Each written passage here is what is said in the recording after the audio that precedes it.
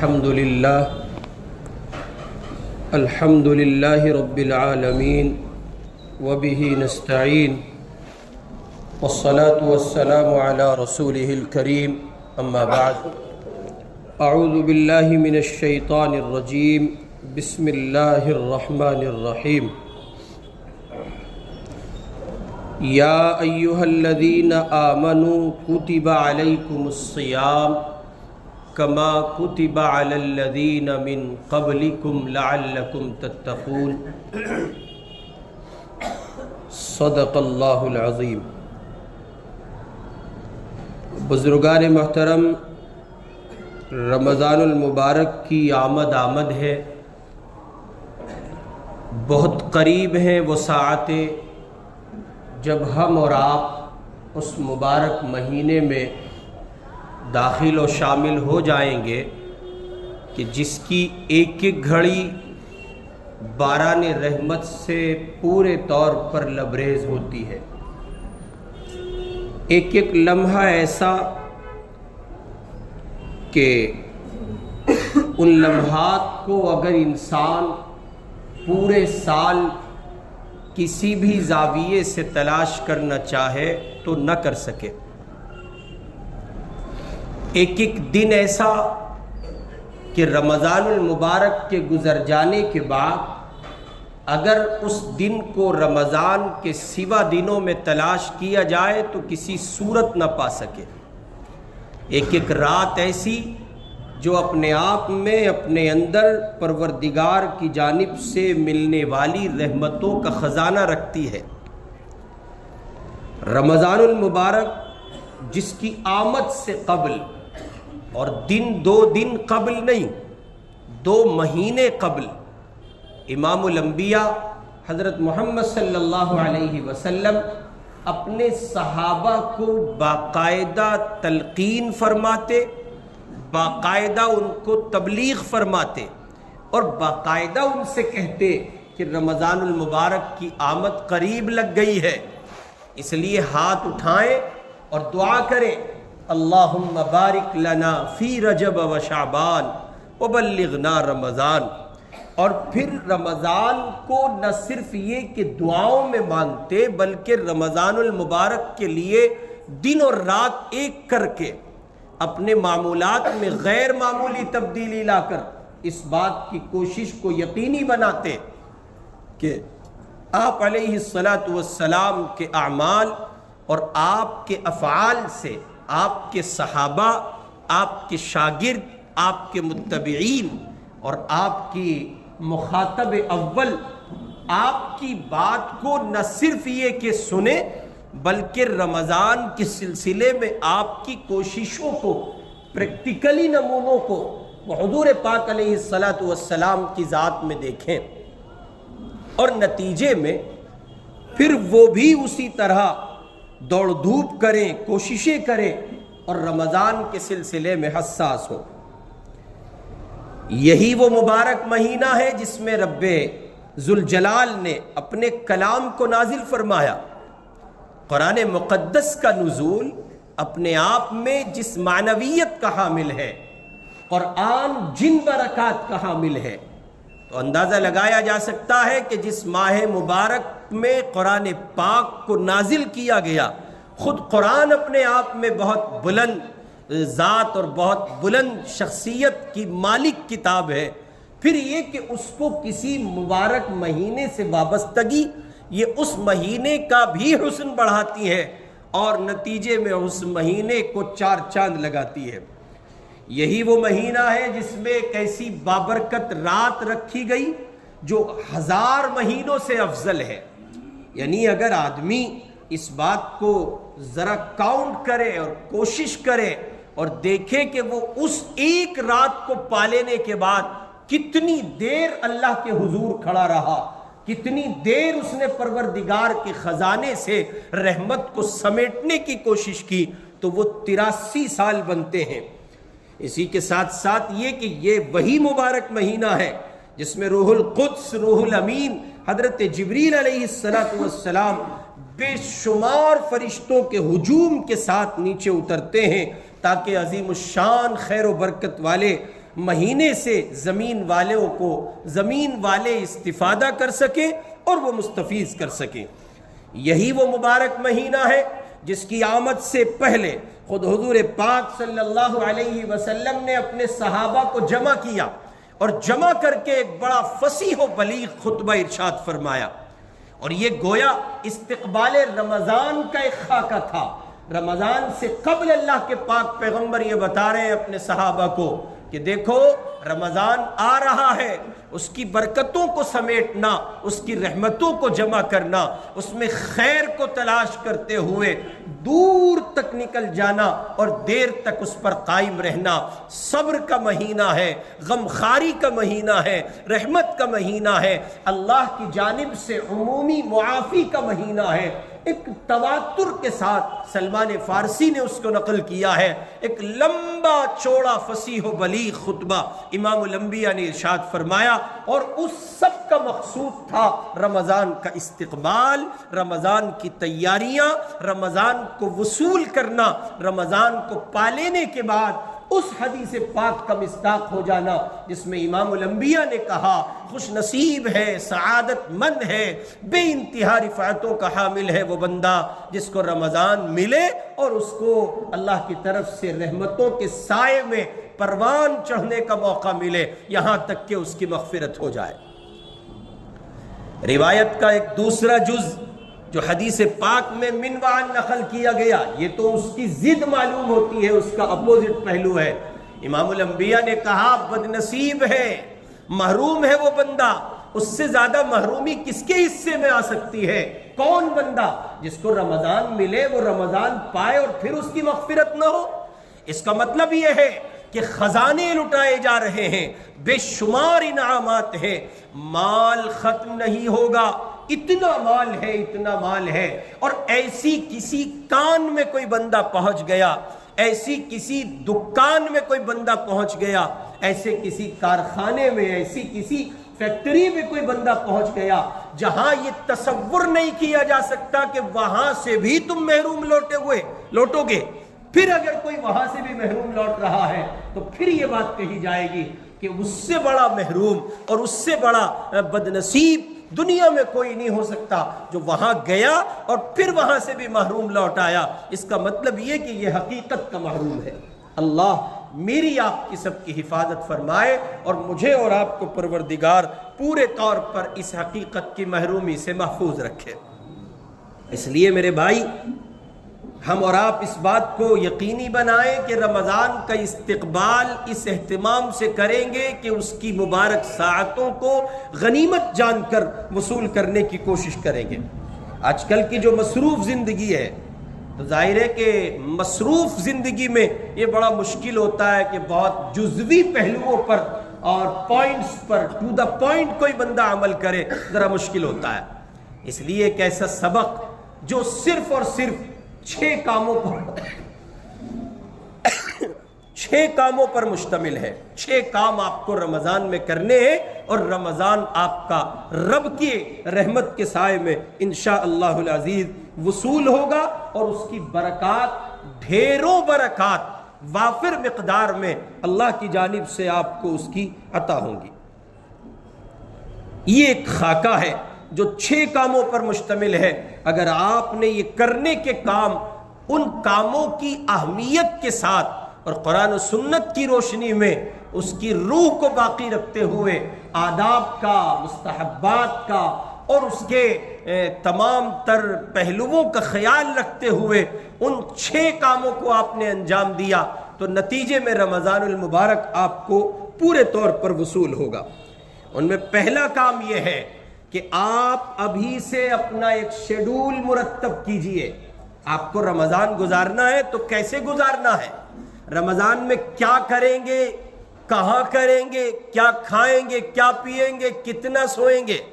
رمضان سونے کے لیے تو نہیں ہے، رمضان صرف جاگنے کے لیے بھی نہیں ہے، رمضان کھانے کے لیے صرف نہیں ہے، رمضان المبارک گپے شپے اڑانے کے لیے نہیں، بڑی مبارک ساعتیں ہیں تو جب تک آپ اس کا کوئی خاکہ ترتیب نہیں دیں گے، جب تک آپ اس کا کوئی منظم کہیے کہ نظام الاوقات نہیں بنائیں گے، اور آپ کے ذہن ہی تک وہ صرف محدود نہ ہو بلکہ چارٹ بنائیے، اس پر لکھیے کس وقت آپ سوئیں گے، کس وقت آپ اٹھیں گے، کتنی دیر آپ اپنے کام پر رہیں گے۔ کام کے لیے پورے 11 مہینے آپ کے پاس پڑے ہیں، یہ ایک مہینہ اگر ملا نہیں ملا اور ہاتھ سے نکل گیا، ملنے کے بعد یوں ہی نکل گیا، تو پھر اگلے 11 مہینے پچھتاوے کے ساتھ ساتھ یہ خدشہ میری آپ کی ذات کو لگا ہے، اب پتہ نہیں ملے گا کہ نہیں ملے گا۔ اسی لیے حضور پاک علیہ الصلوۃ والسلام اہتمام سے دعا مانگتے تھے، اللہم بلغنا رمضان، پیارے اللہ رمضان تک پہنچا دیجئے۔ رمضان ملنا یہ بڑی سعادت کی بات ہے، تو رمضان المبارک مجھے اور آپ کو مل رہا ہے، اب ہمیں اور آپ کو چاہیے کہ اس کو وصول کریں، اور اس کو وصول کسی صورت اس وقت تک نہیں کیا جا سکتا جب تک آپ کا کوئی وقت گزارنے کا خاکہ آپ کے ذہن کا حصہ نہ ہو۔ کوشش کیجئے کہ آپ اس کو ترتیب دیں اور ایک چارٹ بنائیں اور اس کو اپنے گھر پر لگائیں، اور باقاعدہ اس کے اکارڈنگ چلنے کی کوشش کریں، اس کو خود کو پابند بنائیں، 1 منٹ ضائع نہ کریں۔ سارے سال آپ کے دوست رہیں گے، سارے سال آپ کے ملنے والے رہیں گے، سارے سال دعوتیں ہوں گی، 1000 قسم کی مصروفیات و مشغولیات جو آپ نے پالی ہوئی ہیں وہ سب کی سب سارے سال رہیں گی۔ اگر نہیں رہے گا کچھ تو رمضان نہیں سارے سال رہے گا، اس لیے رمضان کو وصول کیجیے۔ چنانچہ اسلام کے بے شمار احکامات، نماز، روزہ، زکوٰۃ، حج، ان سب کو وقت کے ساتھ مقید کیا گیا۔ ان احکامات اور عبادات کا وقت کے ساتھ مقید ہونا ہمیں یہ پیغام دیتا ہے کہ ہماری زندگی کی ساری کارروائیاں منظم اور وقت کے ساتھ بندھی ہوئی ہونی چاہیے۔ آپ فجر کی نماز ادائے وقت کی شکل میں اب پڑھ سکتے؟ ابھی ظہر کا وقت ہے، آپ عصر پڑھ سکتے؟ عشاء کیوں نہیں پڑھ لیتے آپ ابھی؟ یہ ساری نمازیں ایک ساتھ ایک وقت میں آپ ادا کیوں نہیں کر لیتے؟ آپ کہیں گے نہیں، ہر ایک نماز کا ایک وقت ہے، ان الصلاۃ کانت علی المؤمنین کتابا موقوتا۔ آپ کہیں گے ایک شیڈول باقاعدہ خدا کی طرف سے دیا گیا ہے، ایک سسٹم ہے، اسلام ہے، اس کا نظام ہے، ایسا نہیں ہے جس نماز کو جب چاہا سر اٹھائے آئے اور پڑھ لیا۔ آپ کہیں گے یہ بات، اس کا مطلب یہ ہے کہ جیسے ہر نماز کو ایک وقت کے ساتھ مقید کیا گیا ہے، ہماری زندگی خدا کے یہاں تب تک قبول نہیں ہے جب تک ہماری زندگی کا ٹریک وہ نہ ہو جائے جو مسجد میں آ جانے کے بعد وقت کی پابندی کے ساتھ، وقت کی تہذیب کے ساتھ اور کامل بندگی کے ساتھ مسجد میں ہوتا ہے۔ یہی مطلوب ہے ہم سے کہ ہم جیسا مسجد میں ہوتے ہیں ویسے مسجد کے باہر بھی ہو۔ اس لیے صحابہ اکرام رضوان اللہ علیہ مجمعین کی پیروکاری اختیار کرتے ہوئے اپنی زندگی کے ایک ایک لمحے کو بڑی احتیاط کے ساتھ مصروف رکھیں۔ مشہور تابعی حضرت حسن بصری علیہ الرحمہ، جنہوں نے صحابہ کا زمانہ پایا اور ان کی صحبت سے فیضیاب ہوئے، ان کا کہنا ہے، ان کا بیان ہے، وہ کہتے ہیں میں نے صحابہ اکرام کو پایا ہے جن کا اپنی عمر کے لمحات اور اوقات پر، اپنی عمر کے لمحات اور اوقات پر بخل یعنی کنجوسی، سونے اور چاندی کے دراہم اور دنانیر سے کہیں زیادہ تھا۔ یعنی وہ اتنے بخیل اور کنجوس سونے چاندی کے درہم اور دینار کے لیے نہیں تھے، یا دوسرے الفاظ میں کہیے کہ اتنی چاہ ان کو سونے اور چاندی کی نہیں تھی، درہم و دینار کی نہیں تھی، جتنا وہ اپنے وقت کا لحاظ کرتے تھے۔ اس بات کی کوشش کرتے تھے صحابہ کہ ان کا وقت ضائع نہ ہو۔ لہٰذا آپ اگر یہ چاہتے ہیں کہ آپ کا رمضان آپ کو مل جائے پورے طور پر، آپ اس کو وصول کر لیں، تو پہلا بنیادی کام ہے اپنے وقت کی حفاظت کیجیے، حفاظت وقت، اور یہ ممکن ہوگا نظام الاوقات سے۔ اپنا شیڈول بنائیے، چارٹ ترتیب دیجئے، گھر کا ایک ممبر، ایک فرد واحد بھی اس سسٹم سے جدا نہ چلے۔ اس وقت خواتین کچن میں جا رہی ہیں، ان کے کچن میں جانے کا کیا وقت ہے؟ عام طور پر مائیں بہنیں بچیاں رمضان وصول نہیں کرتی ہیں، مردوں کی دنیا نے عورتوں کے رمضان کا کباڑہ کر دیا۔ یہ مردوں کی دنیا بیوقوف، چٹوری، احمق، پاگل کہیں کے رمضان میں نئی نئی ڈشوں کی فرمائش کرتے ہیں. بیویاں ظہر کے بعد رمضان میں بیچاری کچن کا حصہ ہوتی ہیں. بیٹیاں رمضان میں ظہر کی نماز کے بعد داخل ہوئی، بہنیں، مائیں، اور وہ نکل کے فارغ ہو رہی ہیں. وہ اتنا ٹوٹ چکی ہوتی ہیں کہ وہ ظہر کے بعد سے اور تراویح تک کوئی عمل نہ کر سکی، اور پھر نتیجے میں ان کی تراویح بھی خطرے میں پڑتی ہے. ایسے مردوں کو بھٹی میں جھونک دو. اپنے شوہروں سے کہو، اپنے بھائیوں سے کہو، رمضان صرف تم وصول نہیں کرو گے، رمضان المبارک کے وصول کرنے کا حق ہمیں بھی ہے. اور عورتوں کو چاہیے، مردوں کو چاہیے کہ آسانیاں کریں. عورتوں کو چاہیے کہ اپنے شوہروں اور اپنے بھائیوں اور اپنے باپ اور اپنے بیٹوں سے اس کا مطالبہ کریں کہ وہ ان کے لیے رمضان میں آسانیاں اور سہولتیں فراہم کریں. وقت کو برباد مت کیجیے، وقت بڑی قیمتی شے ہے. یہ رمضان گزر گیا نہیں معلوم آئندہ سال رمضان المبارک کی مبارک ساعتیں آپ کو مجھے عطا بھی ہوں گی کہ نہیں ہوں گی. اس لیے رمضان المبارک کی ایک ایک گھڑی کو وصول کیجیے. ایک بڑی بیماری چلتی ہے رمضان المبارک میں، روزہ کشائی. حضرت ہماری 12 سال کی بچی ہے، ہم روزہ رکھوا رہے ہیں، اپنی فرعونیت کا اظہار کریں گے. دعوتیں ہوتی ہیں، گلی محلے بند کیے جاتے ہیں، ٹینٹ لگتے ہیں، اور کچھ دنوں کے بعد یہ رسم شروع ہوگی کہ اس روزہ کشائی کی تقریب کے انویٹیشن کارڈ چھپنے لگیں گے. ابھی تو بات واٹس ایپ کے چیٹ تک اور واٹس ایپ پیغام تک ہے، پھر وہ آگے جائے گی، اور ہو سکتا ہے کہ شروع ہو گئی ہو، ہم حجروں کے لوگوں کی معلومات میں نہ ہو. لیکن یہ کہ یہ رسم اتنا بڑھتی چلی جاتی ہے. رمضان المبارک کا مہینہ ہے اور جناب من آدمی اپنے گھر کو دوڑ رہا ہے، اور کسی عام راستے پر یہ گلی ہے نا، یہ جگی والے یہ پورا محلہ جو نالے پہ بسا ہے، اور رمضان میں ٹینٹ ٹھوک دیتے ہیں جیسے ان کے باپ کا رات چل رہا ہے. راستے بند کرتے ہو. یہ جرم ہے، گھنونا جرم ہے، انتہائی گندا جرم ہے. جب تمہاری وسعت نہیں ہے، پیسہ تمہارے پاس نہیں ہے شادی ہال اور بینکٹ ہال بک کرنے کا، پھر اتنے بڑے فنکشن کرتے کیوں؟ پھر اس پر ڈیک بجاتے ہو، ڈی جے بجاتے ہو، برباد ہو جاؤ گے، کسی منہ کے اور کسی در کے نہیں رہو گے. ایک تو غربت ہے، اوپر سے پیسہ پاس نہیں، اور پھر فرعونیت کا اظہار کرتے ہو. میں کہا کرتا ہوں اس وقت امت میں جتنا فساد یہ غریب پھیلا رہا ہے اتنا امیر نہیں پھیلا رہا ہے. ایک تو پیسہ پلے نہیں، اوپر سے فرعونیت کا اظہار. چندہ لے کر بیٹیوں کی شادی کرتے ہیں کمینے، اور پھر ڈی جے بجاتے ہیں، پھر ڈانس کرتے ہیں، پھر بھگڑے پالتے ہیں، پھر راستے بند کرتے ہیں. تم پر خدا کا عذاب نہ ہو تو اور کیا ہو.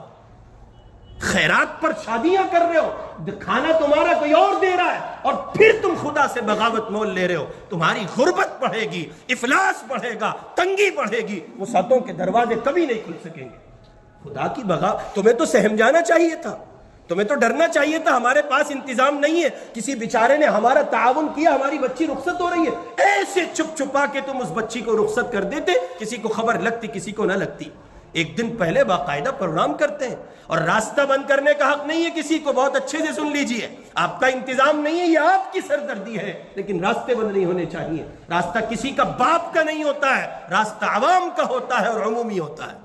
نہیں مانو گے تو پروردگار وہ دائرے تنگ کر رہا ہے. آپ کہتے ہو نہیں چلیں گے، ہم کہتے ہیں آپ چلو گے. آپ سے مراد صرف آپ نہیں ہے، ہم آپ کے ساتھ ہیں. چلو گے. اللہ تعالیٰ ملک میں وہ نظام لا رہا ہے، میرا تمہارا باپ بھی شریعت پر چلے گا، کوئی بچا نہیں سکے گا.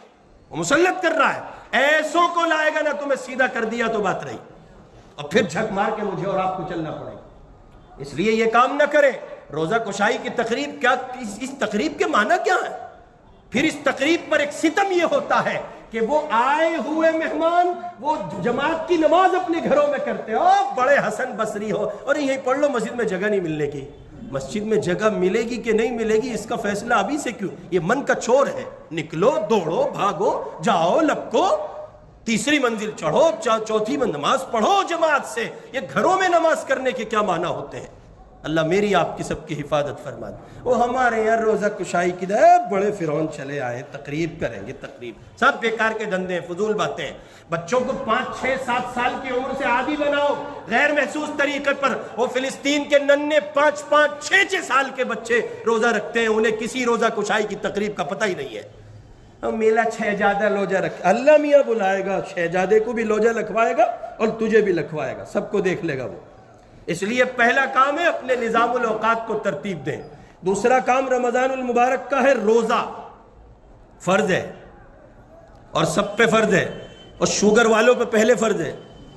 حضرت ہمیں شوگر ہے، کوئی شوگر وگر نہیں ہے، ڈرامے مت کرو، بیکار کے دھندے ہیں سب۔ دعوتوں میں کھڑے ہو کے گھنٹوں گھنٹوں کاٹ دیتے ہو، شوگر کے نام پہ روزہ پینے کی کوشش کر رہے ہو۔ جس کی شوگر اس درجے بڑھی ہوتی ہے وہ مریض اپنی زندگی میں صاف دکھتا ہے۔ حضرت میری کمر میں درد ہے، اٹھا نہیں جا رہا، متلی ہو گئی، کچھ نہیں، ابھی سے اپنے مشن کا حصہ بنائیے۔ رمضان کا کوئی روزہ آپ مس نہیں کریں گے۔ جب اب آپ کے ارادوں کی بلندی ہوگی تب اللہ آپ کو توفیق عطا کرے گا۔ قرآن کہتا ہے آمنوا کتب علیکم الصیام کما کتب علی الذین من قبلکم لعلکم تتقون۔ ایمان والو تم پر روزے فرض کر دیے گئے جس طرح تم سے پہلے لوگوں پر فرض کیے گئے تھے، اور اس کے پیچھے ہم تمہیں تقوی دینا چاہتے ہیں۔ رمضان کا روزہ فرض ہے، ہر عاقل بالغ مسلمان پر، آزاد پر روزہ فرض ہے، مقیم پر روزہ فرض ہے، اس کے ذمہ لازم ہے۔ اور آج کل سفر ایسے نہیں رہے کہ جن سفروں میں روزہ نہ رکھنے کی گنجائش ہے، آج کل تو بڑی سہولتوں کے سفر ہیں۔ اس لیے کوئی آدمی اگر یہ سوچتا ہے کہ جی میں سفر میں ہوں اور میں روزہ چھوڑ دیں، کوئی سب ڈرامے بازی کی باتیں ہیں۔ ہم نے فلائٹوں میں فلائٹیں اڑانے والے پائلٹس کو اس حال میں دیکھا ہے کہ وہ روزے کی حالت میں مستقل سفر کرتے ہیں، اور ہمارے مشائخ میں، بزرگان دین میں نہیں معلوم کتنے لوگ۔ میں نے مسجدوں مدرسوں کے سفرا اور انتہا باڑہ ہندوراؤ میں میں نے ایک مزدور کو دیکھا جو مزدوری بھی بڑی مشقت اور محنت کی کرتا ہے، اس سب کے باوجود اس نے کہا کہ میں روزہ نہیں چھوڑتا ہوں۔ قوت خدا عطا کرتا۔ اور یاد رکھیے کہ یہ روزہ کوئی نئے طریقے پر آپ پر فرض نہیں ہوا، آپ سے پہلے لوگوں پر بھی فرض رہا ہے۔ اور روزے کی فضیلت یہ ہے کہ رمضان المبارک کے روزوں کے اہتمام پر اللہ تعالیٰ نے یہ بات کہی ہے کہ روزے کا بدلہ میں خود ہوں، روزہ میرے لیے ہے، اور روزے کے بدلے میں اللہ تم کو خود ملوں گا۔ جنت کے دروازوں میں سے ایک دروازہ ہے باب الریان، وہ صرف جنت کے دروازوں میں ان لوگوں کے لیے خاص کیا گیا ہے جو روزے کا اہتمام کرنے والے ہیں اور روزہ رکھنے والے ہیں۔ اور یاد رکھیے میاں، اگر آپ اس کا خیال نہیں کریں گے اور رمضان کے روزوں کو مس کر دیں گے تو ایک روزہ چھوٹ جانے کا مطلب یہ ہے اب اگر سارے سال آپ روزہ رکھیں وہ برکت، وہ رحمت، وہ اللہ کی جانب سے عطایا آپ کو حاصل نہ ہو سکیں گی جو عطایا فی الوقت رمضان میں رمضان کے روزے کو رکھ کر حاصل ہوں گے۔ باب الریان سے جب روزے دار داخل ہوں گے تو کہا جائے گا کہ یہاں اس دروازے سے داخلہ صرف ان لوگوں کا ہوگا، ان کے سوا کوئی داخل نہ ہو سکے گا۔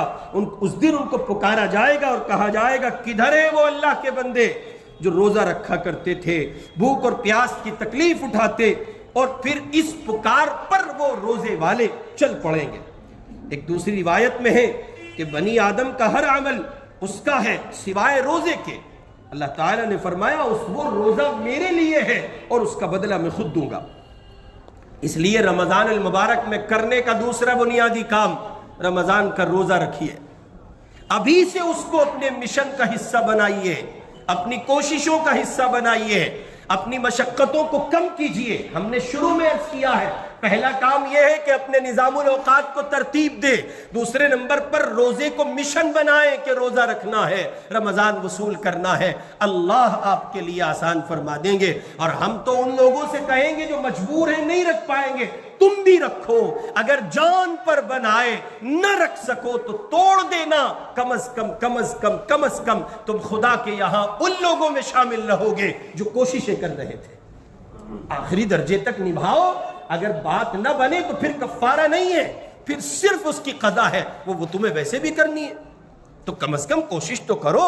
اس لیے رمضان المبارک میں روزہ رکھیں اور روزے کو مس نہ کریں، اور گھر کے ہر مرد عورت پر جو بالغ ہے اور بلکہ چھوٹے بچے بھی جو 10-12 سال کے ان کو بھی پابند کریں کہ وہ بھی روزہ رکھیں۔ اور تیسری بنیادی بات ہے رمضان میں تراویح کا اہتمام۔ رمضان المبارک میں دوسری عظیم عبادت پہلی عبادت روزہ ہے اور دوسری عظیم عبادت تراویح ہے۔ پروردگار کا مطالبہ ہے دن بھر روزہ رکھو، رات کو کھڑے ہو کر اللہ کے حضور قرآن پاک کی تلاوت کرو اور سنو۔ امام الانبیاء حضرت محمد صلی اللہ علیہ وسلم نے اس نماز کا اپنے صحابہ کو تلقین کی اور آپ نے اس کی تبلیغ فرمائی اور صحابہ نے اہتمام کیا۔ امام الانبیاء نے اپنے زمانے میں اس کا اہتمام کیا۔ اس خیال اور خدشے سے آپ نے اس کے تواتر کو، تسلسل کو موقوف کیا کہ کہیں یہ نماز میری امت پر فرض نہ کر دی جائے۔ ورنہ روایت میں آتا ہے کہ جو آدمی اللہ کے حضور کھڑا رہا اس حال میں کہ اس نے ایمان و احتساب کے ساتھ رمضان کی راتوں میں نوافل یعنی تراویح اور تہجد پڑھے، ان بندوں کے پچھلے سارے گناہ معاف کر دیے جاتے ہیں۔ پھر یہ بات یاد رکھیے کہ تراویح کو اس کی رعایت کے ساتھ ادا کیجیے۔ آپ کہاں پڑھیں گے، کس کے پیچھے پڑھیں گے، کتنے دن کا پڑھیں گے، یہ سب سردردی آپ کی ہے، مگر جہاں پڑھیں، جتنے دن کا پڑھیں، جس کے پیچھے پڑھیں، وہاں قرآن پاک اس کی ادب اور اس کی رعایت کے ساتھ پڑھیں یا سنیں۔ حافظ صاحب سے کہیں وہ 40 منٹ میں سارا کھیل ختم نہ کریں، 20-30 منٹ میں وہ حافظ جی ریل نہ بنے۔ حافظ جی ریل تو چل میں آیا، سجدوں کا پتہ نہیں، رکوع کا پتہ نہیں، قیام کا پتہ نہیں، خود اس کمبخت حافظ جی کا پتہ نہیں، آپ بھاگا دوڑا چلا جا رہا ہے۔ قرآن کے حروف کی رعایت نہیں، اس کی قواعد کی رعایت نہیں، رولز و ریگولیشن کا پتہ نہیں، لہجہ کس شے کا نام ہے پتہ ہی نہیں، تے دبا دب تے دبا دب۔ اور ایسے ہی بیمار مقتدی ہوتے ہیں، ان کا حال یہ ہے بس کسی طرح جلدی سے نپٹاؤ اور بھاگو۔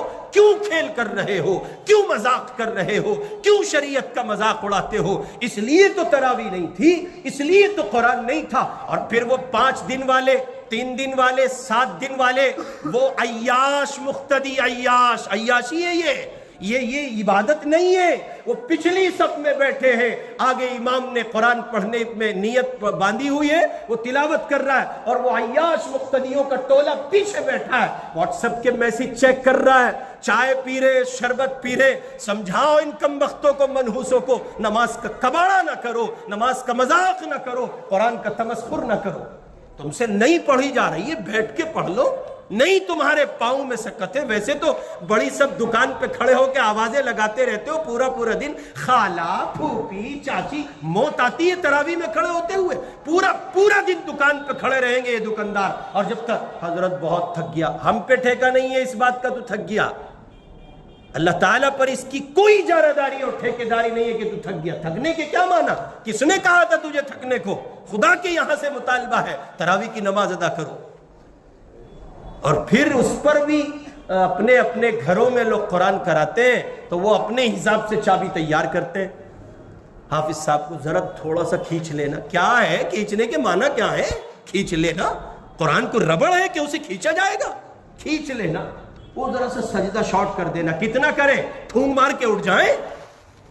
کیا کتنا شارٹ کرے بھائی؟ 3 مرتبہ سبحان ربی الاعلیٰ بمشکل تمام جلدی میں حفاظ کرام پڑھتے ہیں، اور کتنا شارٹ کریں؟ اشارہ کر لو بس سجدے میں گئے، اٹھے پھر کیا ہے یہ؟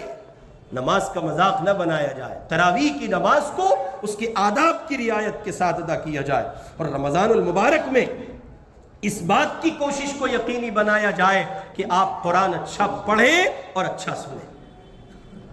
جو لوگ کم دنوں کا سناتے ہیں وہ بھی اچھا پڑھ سکتے ہیں، کیوں نہیں پڑھ سکتے وہ اچھا؟ ان کو چاہیے کہ وہ اچھا پڑھے، بھلے ہی وقت زیادہ لگے۔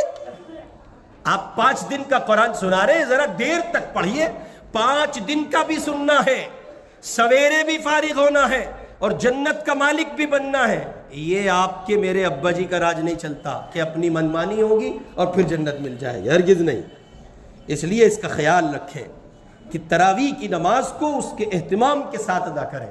اور پھر ایک ترتیب یہ کہ کسی نے 8 دن کا، 10 دن کا، 12-14 دن کا سنا، اب اس نے سوچا بابا تیری تو چھٹی نہیں، پورے چاند دیکھنے سے چاند دیکھنے تک تراویح کی نماز کا اہتمام کرنا ہے۔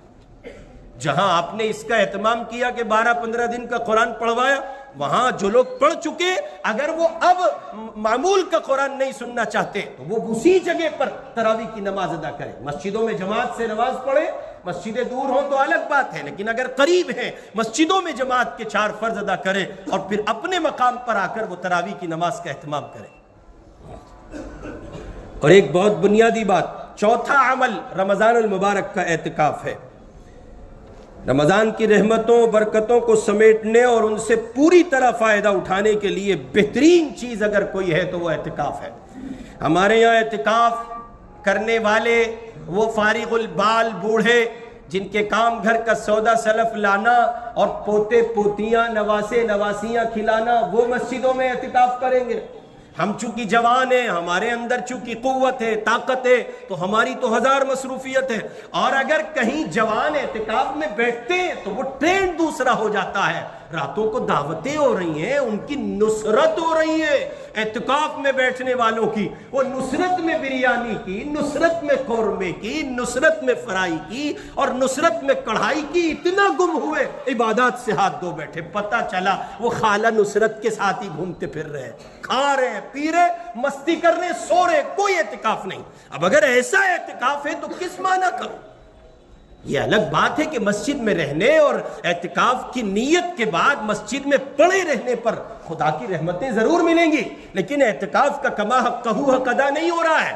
اس لیے جوانوں کی خدمت میں عرض کرتا ہوں، یہ چوکڑی مار کر، پلٹیاں مار کر، دوستوں کو ساتھ ملا کے تو بھی آ جا، تو بھی آ، یہ جو اعتکاف چوکڑیوں کے چل رہے ان کو بھی ختم کیجئے۔ یہ اعتکاف نہیں ہے۔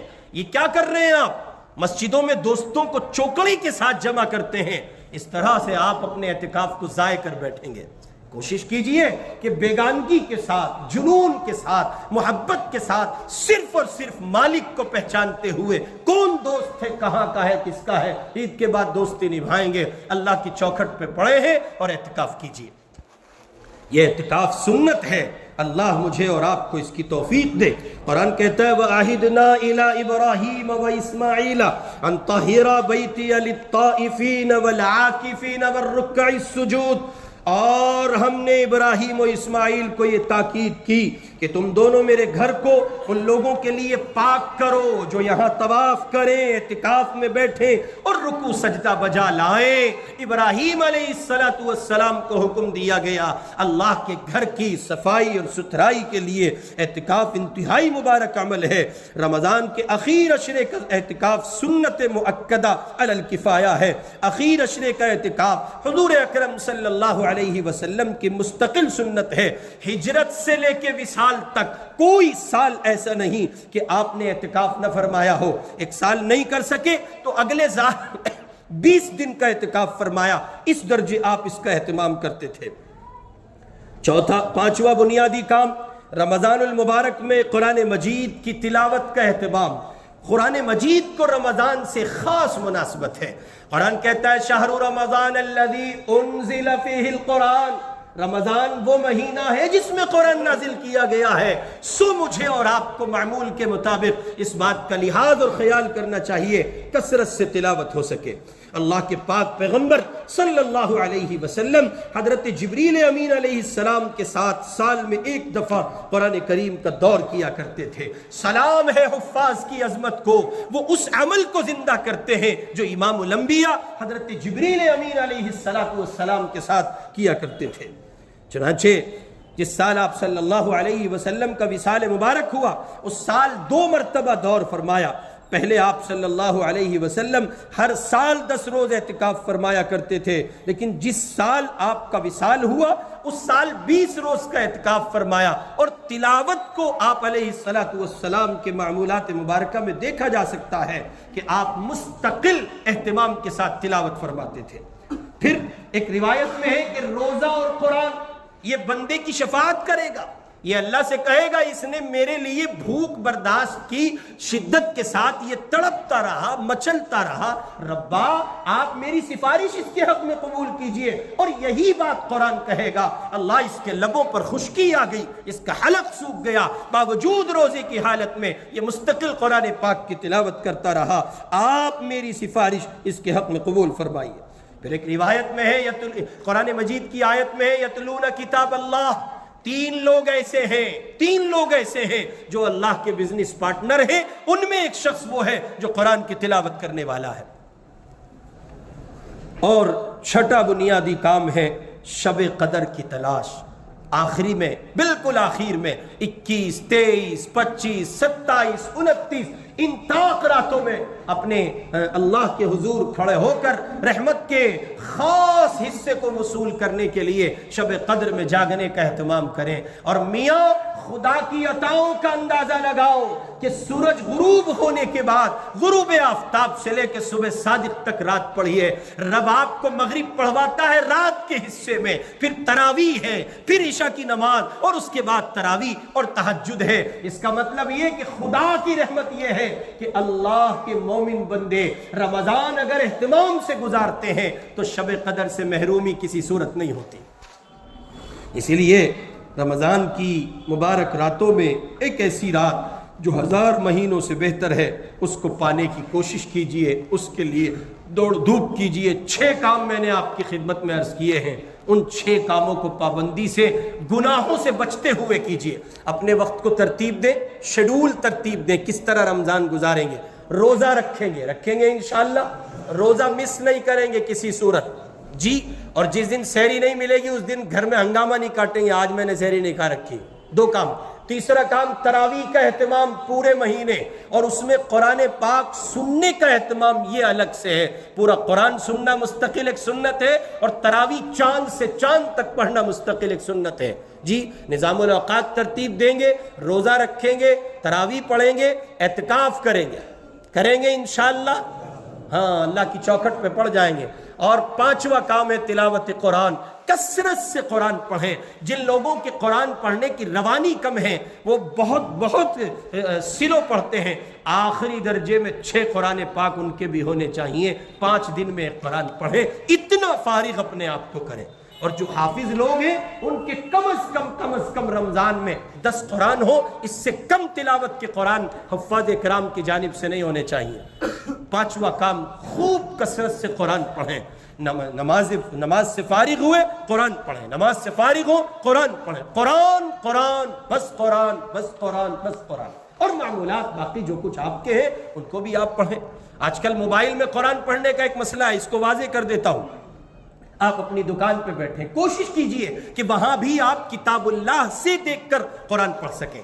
لیکن اگر ایسی مجبوری ہے، ہمارے اسٹوڈنٹ کالج کے میٹرو میں سفر کر رہے ہیں، رمضان میں کالج جا رہے ہیں، بلا کسی تکلف کے قرآن پڑھیے موبائل پہ دیکھنے پر۔ جن علماء اور اکابر کی رائے یہ ہے کہ رمضان میں موبائل میں قرآن نہیں پڑھ سکتے، ان کی رائے سر ماتھے پر ہے، لیکن مفتیان کرام کا، جمہور علماء کا، اکثر علماء کا یہ متفقہ فتویٰ ہے کہ قرآن پاک موبائل میں وضو کے ساتھ پڑھا جا سکتا ہے۔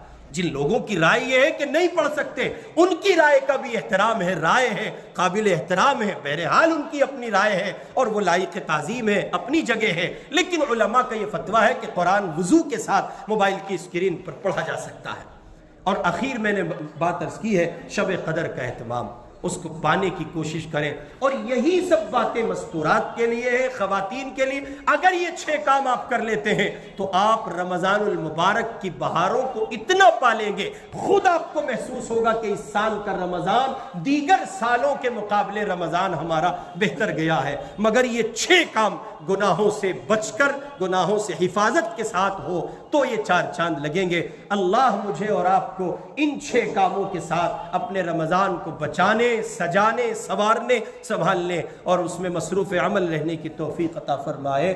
وآخر دعوانا ان الحمد للہ رب العالمین۔